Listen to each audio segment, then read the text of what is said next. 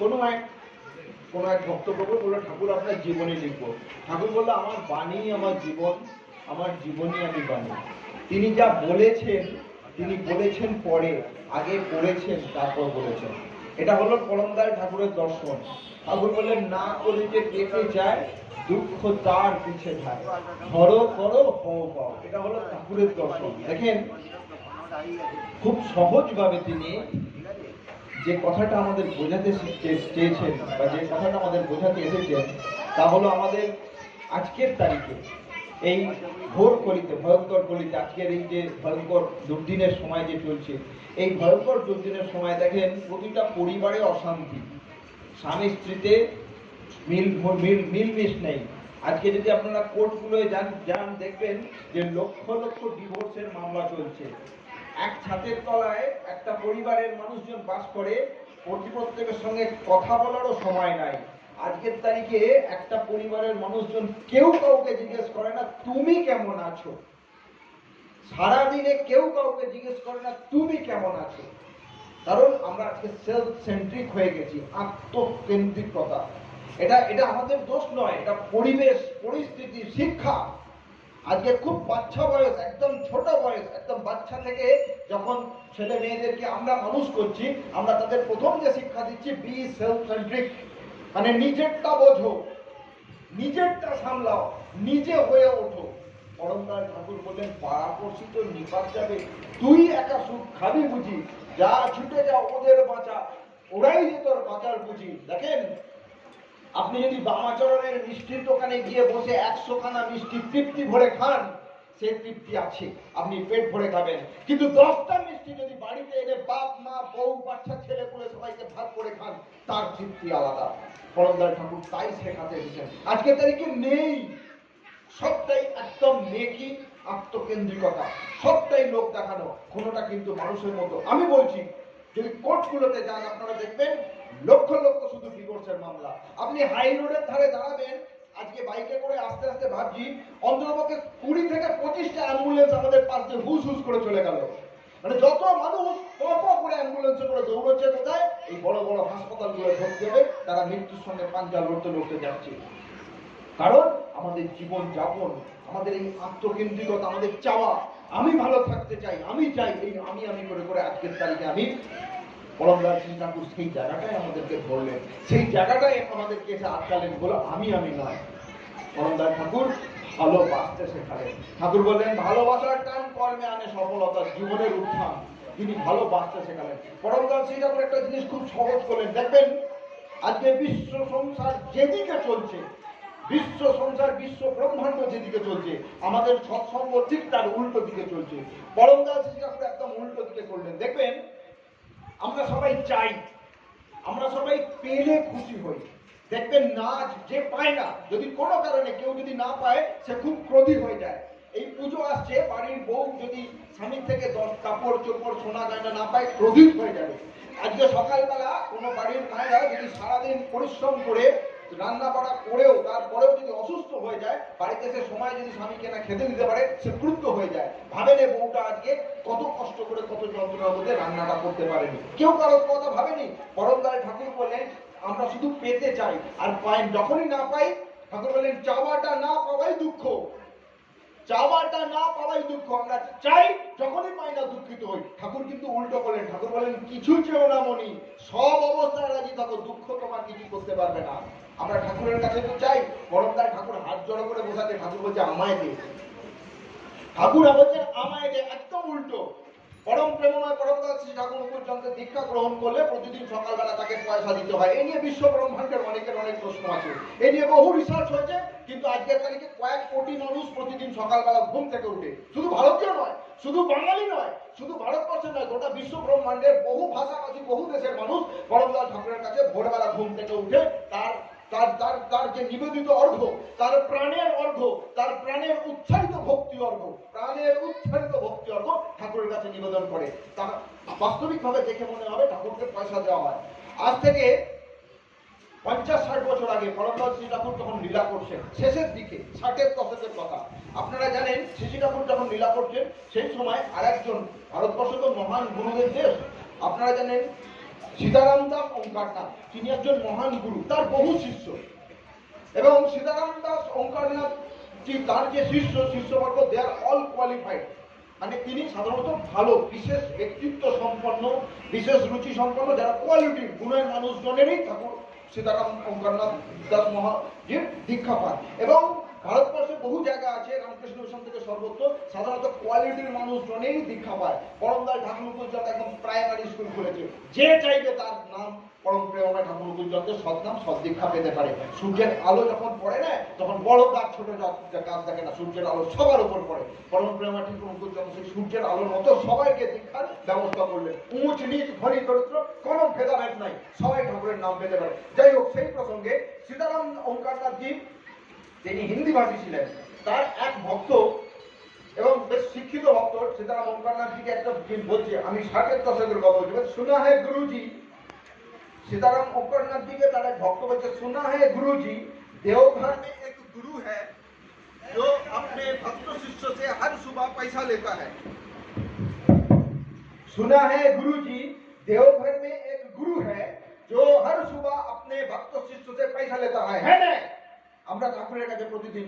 তখন সীতারাম ओंकारनाथ जी তার ভক্তকে বলছে, মূর্খ ऐसा बात मत करो, देवघर में जो गुरु है वो अपना भक्त शिष्य से हर सुबह उनका कर्म फल लिया करता है। কর্মের ফল নেন, নেবে কেউ কর্মফল?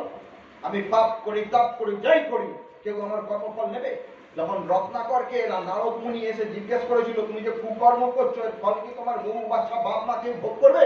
রত্নাকর দস্যু রত্নাকর তার বাবা মা বউকে সবাইকে জিজ্ঞেস করলো, আমি কুকর্ম করে তোমাদেরকে খাওয়াই, তোমাদের কর্তব্য পালন করি, আমার কর্মফল ভোগ করবে? বলে, ঘন্টা তোমার কর্মফল তুমি ভোগ করবে, তুমি কর্তব্য করতে বাধ্য। বিয়ে করে এনেছিলে কেন? তোমাকে খাওয়াতে হবে।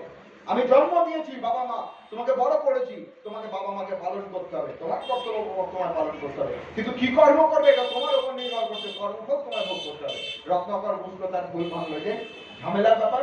তখন নারদ মুনিকে এসে জিজ্ঞেস করলো, আমি কি করব? তখন বলে, একটাই রাস্তা, রাম নাম জপ করো। এত পাপ করেছিল, রাম নাম আর জপ করতে পারে বলে মরা মরা করতে করতে রাম হয়েছিল। তাহলে নাম কে? ত্রেতা যুগে রত্নাকর রাম নামে উদ্ধার হয়েছিল। আমরা কি পেয়েছি ঠাকুরের থেকে? সৎ নাম। কিসের জন্য? আমাদের উদ্ধার পাওয়ার জন্য। বলে, সদগুরু পাবে ভেদ बतावे, जब ज्ञान का हो उन्मेष, कैला का मैला तब जाए जब आग करे प्रवेश। কয়লার ভিতরে আগুন ঢুকলে কয়লা জ্বলে পড়ে ছারখার হয়ে যায়, কয়লার কালো আর থাকে না। তেমনি আমাদের হৃদয়ের ভেতরে সব হৃদয়গুলো আমাদের পচে গেছে, আমারও। আমরা হৃদয় দিয়ে সবসময় কিন্তু ভালো ভাবতে পারি না। কেউ যদি আমার একটু নিন্দা করেছে, তাহলে মনে হয় একবারে ওকে যেন থেক্ত করে দিই। কেউ যদি আমার একটু বদনাম করেছে, কখন তার বিরুদ্ধে একটা রিভেঞ্জ নেবো চিন্তা ভাবনা করি। কেউ যদি আমার টাকা মেরে দেয়, তাকে আমি সাপ অভিশাপ করি, তুই নির্ধ্বংস হোক। আমরা সহ্য করতে পারি না কাউকে। কেন? না, আমাদের ভেতরটায় অনেক বেশি কালো আছে। সেই কালোর অন্ধকার নাশ করার জন্য তিনি সৎনাম নিয়ে এলেন। পুরুষোত্তম, পূর্ব পুরুষোত্তম ভগবান চৈতন্য মহাপ্রভু তিনি 32 অক্ষরের নাম নিয়ে এসেছিলেন। তিনি বলছেন, একবার হরি নামে যত পাপ হরে, জীবের কি সাধ্য আছে তত পাপ করে। পরম প্রেমময় পরমদয়াল ঠাকুর মুকুলচন্দ্র সেই চৈতন্য মহাপ্রভুর অনুসারী পুরুষোত্তম ভগবান রামকৃষ্ণদেব ঠাকুর সত্যানুসরণ গ্রন্থে বললেন, ভগবান শ্রী শ্রী রামকৃষ্ণ পরমহংসদেব। ভগবান রামকৃষ্ণদেবের পরবর্তী পর্যায়ে পরম প্রেমময় ঠাকুর মুকুলচন্দ্র কলিযুগের শেষে এসে তিনি বললেন, মা ভয় ভয় নাই, আমি এসে গেছি, তোমরা তোমাদের হৃদয় সিংহাসনে একটু জায়গা দাও। আমি ম্যাথর হয়ে হৃদয়ের সমস্ত কালিমা নাশ করব। কি? ম্যাথর হয়ে হৃদয়ের কালিমা নাশ করব। তাকে হৃদয়ে জায়গা দিতে হবে। কিভাবে? তার নামটা গ্রহণ করতে হবে, সৎ নাম গ্রহণ করতে হবে। তাই তিনি বললেন সত্যানুসারে, সৎ নাম গ্রহণ করো, সৎ দীক্ষা গ্রহণ করো, সৎ নাম মনন করো। আমি নিশ্চয় করে বলছি, তোমার উন্নয়নের জন্য আর ভাবতে হবে না। তবে উন্নয়ন মানে আপনারা ভাববেন না গাড়ি বাড়ি। ঠাকুর বলেন, উন্নয়ন মানে আত্ম উন্নয়ন। আমি এই যে আত্মাটা, এই আত্মাটা যেন ভালো আত্মায় সু আত্মায় পরিণত হতে পারি। কালকে পণ্ডিত রামাস্বামীর একটা জায়গায় পড়ছিলাম, তিনি বললেন, এই যে শরীরটা না, এই শরীরের ভেতরে কে বাস করে? আত্মা বাস করে। শরীরের মধ্যে কে আত্মা বাস করে? আত্মা। আত্মাটা কি? বলে পরমাত্মার অংশ আত্মা। আমরা বলি না মানুষ মানে ঈশ্বরের সন্তান, ঈশ্বরের সন্তান মানে ঈশ্বর, ভগবান ঈশ্বর, যাকে আমরা বলি পরমাত্মা, পরমেশ্বর, পরম ব্রহ্ম, যাই বলুন, সেই পরমাত্মা, পরমেশ্বর, পরম ব্রহ্মের বহু অংশে তিনি বিকশিত হয়েছিল, বহু আত্মায়। তাই আমরা সেই আত্মাটা কি? পরমাত্মার অংশ। সেই আত্মাটা পবিত্র হওয়া, আত্মা পবিত্রই হয়। সেই আত্মাটা কোথায় বাস করে এই শরীরে। পরমদয়াল ঠাকুর বললেন শ্রী বিগ্রহের মন্দির ভেবে যত্ন করিস শরীরটাকে। তিনি বললেন আমাদের এই শরীরটাকে শ্রী বিগ্রহের মন্দিরের মতো ভাবতে হবে, আমাদের এই শরীরটাকে মন্দিরের মতো ভাবতে হবে এবং এই শরীরটাকে মন্দিরের মতো যত্ন নিতে হবে। তাহলে আর ওই প্যাঁপু করে রোজ রোজ অ্যাম্বুলেন্সে করে কলকাতায় যেতে হবে না। তাই শরীরটাকে যত্ন করতে হবে। আমাদের এই ভেতরের যে অন্তর, এই অন্তর যার ভেতর দিয়ে আমরা ভালো ভাবতে পারি না, যার ভেতর দিয়ে আমরা সবসময় নোংরা কুটিলতার মধ্যে বাস করি, যুগের আবহাওয়া আছে, পারিপার্শ্বিক চাপ আছে, অনেক কারণে আমরা সবাই খারাপ নই, আমরা সবাই ভালো, তার সন্তান তো, কিন্তু পারিপার্শ্বিক চাপে আমি করবোটা কি, উপায় নেই, আমি খারাপ হতে বাধ্য। তাই দয়া করে এলেন ঠাকুর রামকৃষ্ণ করলেন চারা গাছে বেড়া দিতে হয়, না হলে ছাগলে মুড়িয়ে খায়। আমরা তো তাঁরই সন্তান, তারই চারা, তাই তিনি বেড়া দেওয়ার জন্য নামের বেড়া নিয়ে এসেছেন। তাই নাম গ্রহণ করতে লাগবে। পরম প্রেমময় পরম দর্শী ঠাকুর পর্যন্ত পুরুষোত্তম করে যুগের শেষে যে সব নাম নিয়ে এসেছেন সহজ সরল ভাবে। প্রাইমারি স্কুলে যেমন সহজভাবে ভর্তি হওয়া যায়, তার কোনো এন্ট্রি ফি লাগে না, সবাই পড়াশোনা করতে পারে। ওই প্রাইমারি স্কুল থেকেই কিন্তু বহু ডাক্তার, ইঞ্জিনিয়ার, প্রেসিডেন্ট বের হতে পারে। তাই পরমদয়াল ঠাকুরের এই প্রাইমারি স্কুলে সবার ওয়েলকাম। সবাই পরম প্রেমা পরমদয়াল ঠাকুর সব শিক্ষা সব নাম সহজভাবে গ্রহণ করেন, তাকে জীবনে গ্রহণ করেন। আর এই হৃদয় সিংহাসনে তাকে বসিয়ে তাকে সুযোগ দিন, তিনি হৃদয়ের ভেতরকার সমস্ত আবর্জনা নাশ করতে চান। কন্ডিশন কি? তাকে ভালোবাসতে হবে। কন্ডিশন কি? নাম জপ করতে হবে। কন্ডিশন কি? তার হয়ে ওঠার চেষ্টা করতে হবে। যাজন যাজন ইষ্টবিধি সৎসঙ্গী সদাচারের মধ্য দিয়ে এই কাজ কার্যকর করে। আমরা কিন্তু এই সৎসঙ্গের মধ্য দিয়ে কি করি? আমরা এই সৎসঙ্গের মধ্য দিয়ে পরম আনন্দে, এর আগে আমার উৎসব ভাই দাদা ভাই গাইল না, এ কি আনন্দ, পরম আনন্দ, পুরুষোত্তম লীলা অভিনব, তিনি অভিনব লীলা করতে শিখেন এই কলিযুগের শেষে আচার্য পরম্পরার মধ্য দিয়ে। পরমদয়াল শ্রী ঠাকুর 1969 সালে তিনি তার দেহ রেখে গেলেন তার আচার্য পরম্পরা।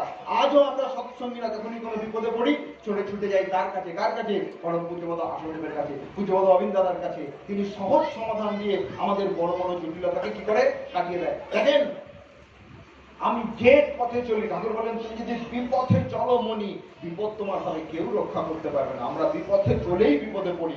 আমরা আচার্যদেবের কাছে যাই কেন? তিনি আমাদের সঠিক পথটা বাতলে দেন। তাই গুরু মানে কি? যিনি অন্ধকার থেকে আলোর পথ দেখান, তিনিই তো গুরু। তিনি দয়া করে আমাদের গুরু রূপে এসেছেন, আচার্যদেবের মধ্য দিয়ে আমাদের সামনে লীলা করছেন, বিপদ থেকে আমাদেরকে সুপথে নিয়ে যেতে চান। তাই সবাইকে অনুরোধ করবো, সৎ নাম গ্রহণ করুন, সৎ দীক্ষা গ্রহণ করুন, সৎ নাম মনন করুন, আর সৎসঙ্গের আশ্রয় গ্রহণ করে তেমনি ভাবে চলুন। দেখবেন ভালো থাকবেন, সুখে থাকবেন, শান্তিতে থাকবেন, আনন্দে থাকবেন। ঠাকুর আমাদেরকে সেই কারণেই এই ধরাধামে এসেছেন, যাতে আমরা ভালো থাকি। তার এই একটাই চিন্তা, আমরা যেন ভালো থাকি। তাই তার আশা। আজকে সৎসঙ্গ তো সময় সীমিত, সদ্য বিকাশ বলতে একটা কীর্তন করে সৎসঙ্গের পরিসমাপ্তি করবে। জয় গুরু।